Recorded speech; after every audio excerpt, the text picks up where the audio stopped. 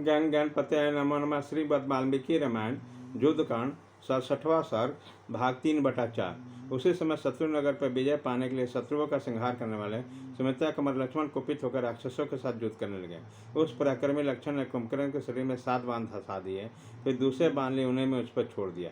उससे पीड़ित होकर राक्षस ने लक्ष्मण के उस अस्त्र को निशेष कर दिया। तब सुमित्रा के आनंद को बढ़ाने वाले बलवान लक्ष्मण को बड़ा क्रोध आया। उसने कुंभकर्ण के स्वर्ण निर्मित सुंदर और दीप्तिमान कवच को अपने बाणों से ढककर उसी तरह अदृश्य कर दिया जैसे हवन संध्या काल में बादलों को खाड़कर अदृश्य कर देती है। काले कोयले की ढेर सी कांति वाले कुंभकर्ण लक्ष्मण के स्वर्णभूषित बाणों से आच्छादित होकर मेघों से ढके हुए अंशुमाली सूर्य के समान शोभा पा रहा था। तब उस भयंकर राक्षस ने मेघों के समान गर्जना करने वाले गंभीर स्वर से सुमित्रा नंदन लक्ष्मण को तिरस्कार करते हुए कहा, लक्ष्मण, मैं युद्ध में जमराज को बिना कष्ट उठाए ही जीत लेने की शक्ति रखता हूँ। तुम्हें मेरे साथ निर्भय होकर युद्ध करते हुए अपनी अद्भुत वीरता का परिचय दिया है। जब मैं महासागर में मृत्यु के समान हथियार लेकर युद्ध के लिए उद्यत हूँ, उस समय जो मेरे सामने खड़ा रह जाए वह भी प्रशंसा का पात्र है। फिर जो मुझे युद्ध प्रदान कर रहा उसके लिए तो कहना क्या है। ऐरावत पर आरूढ़ होकर संपूर्ण देवताओं से घिरे रहते हुए इंद्र भी पहले मेरे सामने युद्ध में नहीं उतर सकते। सुमित्रा नंदन, तुमने बालक होकर भी आज अपने पराक्रम से संतुष्ट किया, अतः मैं तुम्हारी अनुमति लेकर युद्ध के लिए श्री राम के पास जाना चाहता हूँ। तुमने अपने वीर बल और उत्साह में रणभूमि में मुझे संतोष प्रदान किया, इसलिए अब मैं केवल राम को ही मारना चाहता हूँ, जिसके मारे जाने पर सारी शत्रु सेना स्वतः मर जाएगी। मेरे द्वारा राम के मारे जाने पर जो दूसरे लोग युद्धभूमि में खड़े रहेंगे, उन सबके साथ मैं अपने संहारकारी बाल के द्वारा युद्ध करूंगा। वह राक्षस जब पूर्वोक्त बात कह चुका तो सुमित्रा कुमार लक्ष्मण रणभूमि में उठाकर हंस पड़े और उसकी प्रशंसा में सिर्फ कठोर बानी बोले, वीर कुंभकर्ण, तुम महान पौरुष पाकर जो इंद्र आदि देवताओं के लिए भी असंग हो उठो, वह तुम्हारा कथन बिल्कुल ठीक है, झूठ नहीं है। मैंने स्वयं ही अपनी आंखों से आज तुम्हारा पराक्रम देख लिया। ये रहे असत दशरथ नंदन भगवान श्री राम, जो पर्वत के समान विचल भाव से खड़े हैं। लक्ष्मण की बात सुनकर उनका आदर न करते हुए महाबली निशाचर कुंभकर्ण ने सुमित्रा कुमार को लांघ कर श्री राम पर ही धावा दिया। उसी समय अपने पैरों के धमक से पृथ्वी को भी कंपित किया दिया। उसे आते देखकर दशरथ नंदन श्री राम ने रौद्रास्त्र का प्रयोग करके कुंभकर्ण के हृदय में अनेक तीखे बाण मारे। श्री राम के बाणों से घायल होकर शासन पर टूट पड़ा। उसी समय क्रोध से भरे हुए कुंभकर्ण के मुख से अंगार मिश्रित आग की लपटें निकल रही थी। भगवान श्री राम के अस्त्र से पीड़ित होकर राक्षस प्रवश कुंभकर्ण घोर गर्जना करता हुआ रणभूमि में बानर को खदेड़ता हुआ क्रोधपूर्वक उनकी ओर दौड़ा। श्री राम के बाणों में मोर के पंख लगे हुए थे, वे कुंभकर्ण की छाती में धंस गए, अतः व्याकुलता होने के कारण उसके हाथ से गदा छूटकर पृथ्वी पर गिर पड़ी। इतना ही नहीं, उनके अन्य सब आयुध भी भूमि पर बिखर गए। अब उन्हें समझ लिया कि अब मेरे पास कोई अधिकार नहीं है। तब उस महाबली निशाचर ने दोनों मुखों हाथों से बानरों का महान संहार आरंभ किया। बाणों से इतने सारे अंग अत्यंत घायल हो जाने थे, इसलिए खून से नहा उठे और जैसे पर्वत झरने बहाता है उसी तरह अपने देह से रक्त की धारा बहाने लगे। वह खून से लथपथ दूसरे क्रोध से व्याकुल होकर बानर, भालू और राक्षसों को भी खाता हुआ चारों ओर दौड़ने लगा। इसी बीच जमराज के समान प्रतीत होने वाले उस बलवान और भयंकर पराक्रमी निशाचर ने एक भयंकर पर्वत का शिखर उठाया और उसे घुमाकर श्री रामचंद्र जी को लक्ष्य करके चढ़ा दिया। परंतु श्री राम ने पुनः धनुष का संधान करके सीधे जाने वाला 7 वन मारकर उसे पर्वत शिखर के बीच में ही टुक टुक कर डाला, उसे पास तक नहीं आने दे। भरत के भरे भाई धर्मात्मा श्री राम ने स्वर्णभूषित विचित्र बाणों द्वारा उस महान पर्वत शिखर को काट दिया। उस समय अपने प्रभा से प्रकाशित होते देखकर उस मेरु पर्वत के सदृश शिखर ने भूमि पर गिरते गिरते 200 बानरों को धराशायी कर दिया।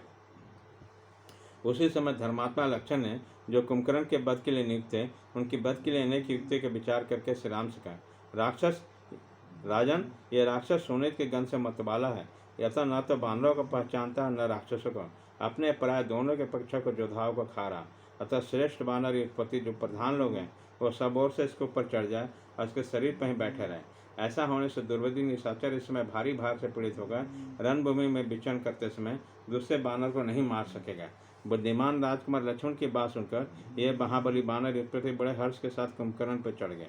बानर के चढ़ जाने पर कुंभकर्ण अत्यंत कुपित हो उठा, जैसे बिगड़ेल हाथी महावत को गिरा देता, उसी प्रकार वेगपूर्वक बानरों को अपनी देह हिलाकर रख दिया। उन सबको गिराया देखकर श्री राम ने समझ गए कुंभकर्ण रुष्ट हो गया है। फिर वो बड़े वेग से उछलकर उस राक्षस की ओर दौड़े और एक उत्तम धनुष हाथ में लिया। उस समय उनके नेत्र क्रोध से लाल हो रहे थे। जो धीर वीर श्री रघुनाथ जी को उनके इस प्रकार देखने लगे मानो अपनी दृष्टि से दग्ध कर डालेंगे। उन्होंने कुंभकर्ण के बल से पीड़ित होकर समस्त वानर युद्धपतियों का हर्ष बढ़ाते हुए बड़े वेग से उस राक्षस पर धावा किया। सुंदर पंचा से युक्त सर्प के समान भयंकर और स्वर्ण से जटित होने के कारण विचित्र शोभा से संपन्न उग्र धनुष को हाथ लेकर श्री राम ने उत्तम तर्कस और बांध में लिए और बाणों का आश्वासन देकर उन्होंने कुंभकर्ण पर बड़े वेग से आक्रमण किया। उसी समय अत्यंत दुर्जय बानर समूह ने उन्हें चारों ओर से घेर रखा था।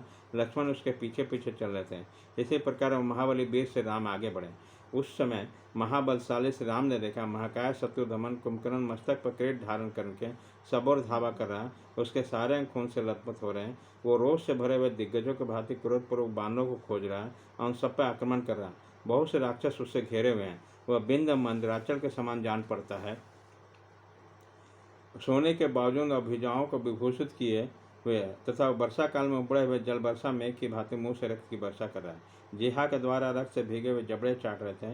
अब प्रलय काल के संहारकारी जमराज के भांति बानर को सेना को रौंद रहा था। इस प्रकार प्रज्वलित अग्नि के समान तेजस्वी राक्षस श्रीमणि कुंभकर्ण को देखकर पुरुष प्रबंध श्री राम ने तत्काल अपना धनुष खींचा। उसके धनुष के टंकार सुनकर राक्षस श्रेष्ठ कुंभकर्ण कुपित हो उठा और उस टंकार ध्वनि को सहन न करके श्री रघुनाथ जी की ओर दौड़ा। तदंतर उसकी भुजाएं नागराज वासुकी के विशाल और मोटी थी। उस भगवान श्री राम ने पवन की प्रेरणा से उछले हुए मेघ के समान काले और पर्वत के समान ऊंचे शरीर वाले कुंभकर्ण पर आक्रमण करके देखकर रणभूमि में उससे कहा, राक्षस राज विषाद न करो, मैं धनुष लेकर खड़ा हूँ, मुझे राक्षस वंश का विनाश करने वाला समझो। अब तुम भी 2 घड़ी में अपनी चेतना खो बैठोगे, मर जाओगे। यही राम है। ये जानकर राक्षस विकृत हो उठा, स्वर में ठास करने लगा। अत्यंत कुपित होकर रण क्षेत्रों में बानरों को भगाता हुआ उसकी ओर दौड़ा। महातेजस्वी कुंभकर्ण समस्त बानरों का हृदय को विदीर्ण सा करता हुआ विकृत स्वर में जोर जोर से हंसकर मेघ गर्जना के समान गंभीर और भयंकर वाणी में श्री रघुनाथ जी से बोला, राम, मुझे विराट कम्मद और खर नहीं समझना चाहिए। मैं मारिच वाला भी नहीं हूँ। यह कुंभकर्ण तुमसे लड़ने आया है। मेरे इस भयंकर और विशाल मुदगर की ओर देखो। ये सब के सब काले लोहे का बना है। मैंने पूर्व काल में इसी के द्वारा समस्त देवताओं और दानों का प्रयास किया। मेरे नाक कान नीचे से कट गए। ऐसा समझकर तुम्हें मुझे अवहेलना नहीं किया करना चाहिए। इन दोनों अंगों के नष्ट होने से मुझे थोड़ी सी पीड़ा नहीं होती। निष्पाप रघुनंदन, तुम इक्ष्वाकु वंश के वीर पुरुष हो, अतः मेरे अंगों पर अपना पराक्रम दिखाओ। तुम्हारे पौरुष बल को विक्रम देख लेने के बाद में मैं तुम्हें खाऊंगा। इस प्रकार श्रीमद् वाल्मीकि रामायण युद्धकांड भाग 3/4 खत्म।